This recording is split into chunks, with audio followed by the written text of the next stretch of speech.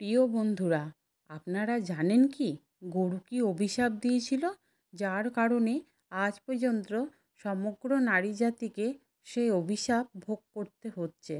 এতদিন যা এড়ানো যায়নি। কি ছিল সেই অভিশাপ? আসুন একটা প্রাচীন গল্পের মাধ্যমে তার উত্তর জানি। এক সময়ের কথা, ভগবান শ্রীকৃষ্ণ রাজ সিংহাসনে বসেছিলেন। তখন নারদ মুনি তার কাছে আসেন এবং বলেন, হে প্রভু, আজ আমি মৃত্যুলোকে মানুষের মাঝে ঘুরে বেড়াচ্ছিলাম। তখন একজন মহিলা আমাকে জিজ্ঞাসা করলেন, সত্যযুগে যখন মহিলারা সন্তানের জন্ম দিত, তখন শিশুরা জন্মের সাথে সাথেই হাঁটা শুরু করত, কিন্তু এখন তা হয় না কেন? এমনটা কেন প্রভু? এই প্রশ্নের উত্তর আমার জানা ছিল না, সেই জন্যই আপনার কাছে এসেছি। দয়া করে এই প্রশ্নের উত্তর বলুন। তখন শ্রীকৃষ্ণ বলেন, আপনার এই প্রশ্ন সমগ্র মানবজাতির জন্য খুবই গুরুত্বপূর্ণ। আপনি এই প্রশ্নের উত্তর জানতে চাইছেন, তাই আপনাকে একটা গল্প বলি। এই গল্পের মাধ্যমে আপনি জানতে পারবেন কেন মহিলাদের সন্তান জন্মের সাথে সাথে হাঁটতে পারে না। তখন নারদ মুনি বললেন, হে প্রভু, আমি এই গল্পটি শুনব।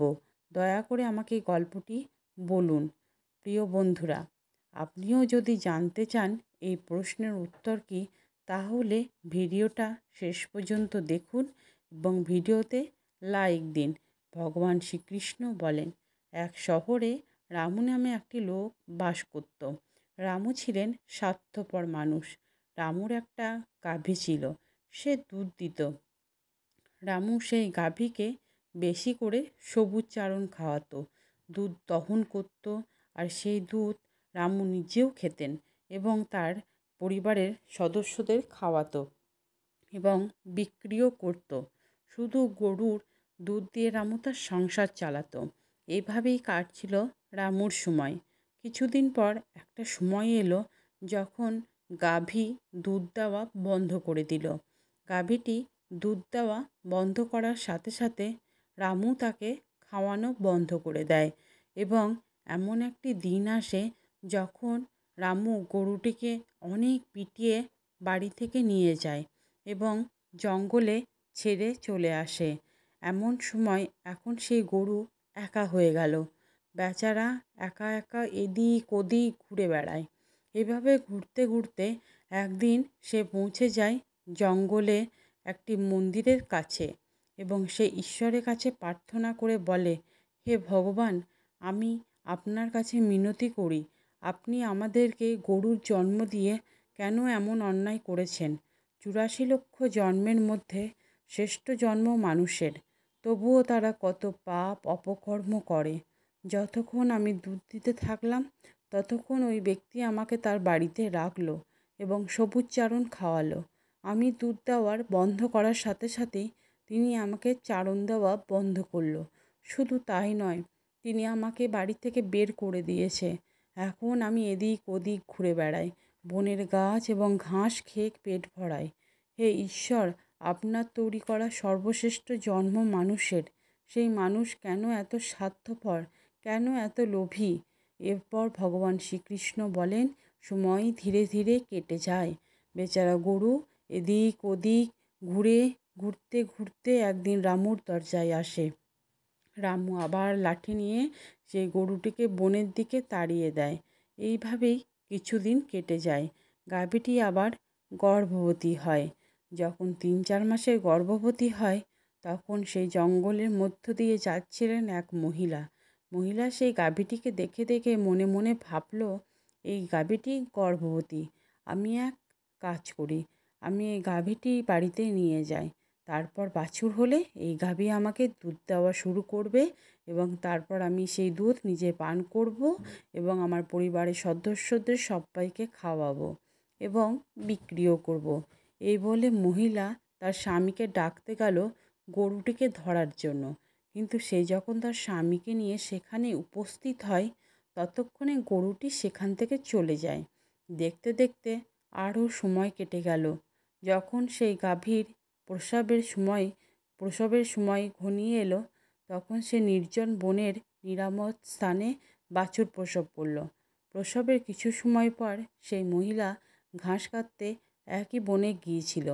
সেই দূর থেকে দেখল একটি গাভী তার বাচ্চার প্রসব করেছে। তখন ভদ্রমহিলা তার কাছে গিয়ে গরুর দিকে মনোযোগ দিয়ে দেখে বললেন, আরে এইটা তো সেই গাভীটা, ইতিমধ্যে বাছুর প্রসব করেছে।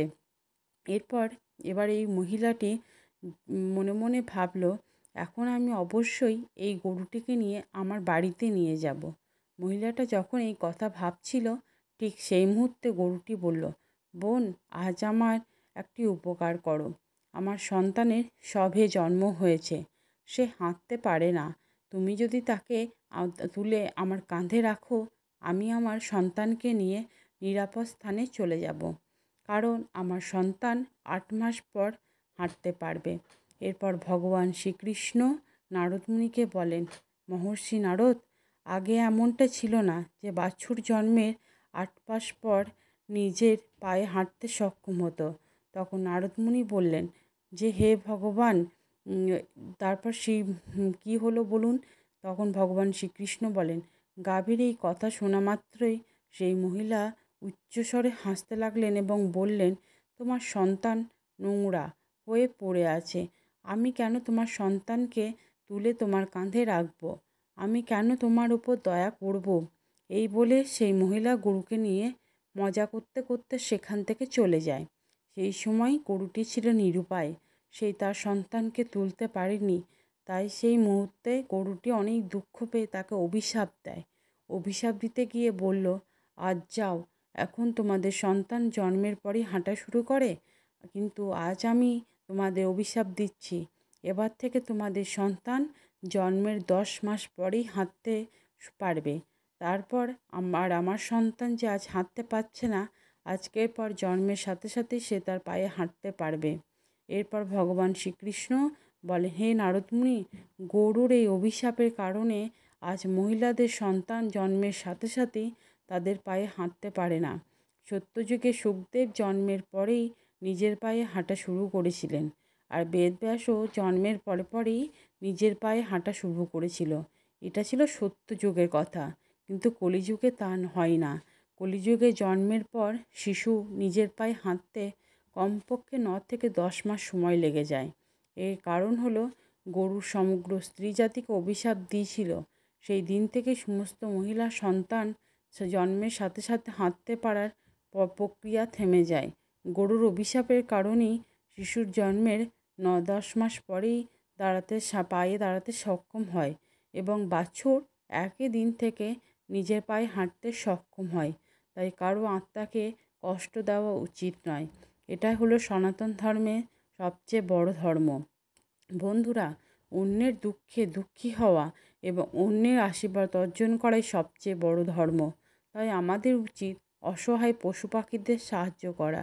গরুর অভিশাপের কারণেই যত পশু পাখি আছে তাদের সন্তান জন্মের পরপরই হাঁটা শুরু করে, কিন্তু এর ফলে নারীরা শিশুদের উপর এমন বিরূপ প্রভাব পড়ে যে জন্মের পরে নারীর সন্তানরা হাঁটতে পারে না। একজন নারীর ভুলের কারণে সমগ্র নারী জাতি এখনও সে অভিশাপের ফল ভোগ করছে। বন্ধুরা, এই তথ্যটি আপনাদের কেমন লেগেছে তা কমেন্টে অবশ্যই কিন্তু জানাবেন। তার সাথে কমেন্টে লিখুন, জয় শ্রীকৃষ্ণ। এছাড়াও আপনি যদি আমাদের চ্যানেলের নতুন সদস্য হন, তবে চ্যানেলটাকে অবশ্যই সাবস্ক্রাইব করবেন এবং যদি সম্ভব হয় দয়া করে এই ভিডিওটা যতটা সম্ভব বেশি মানুষের কাছে শেয়ার করবেন।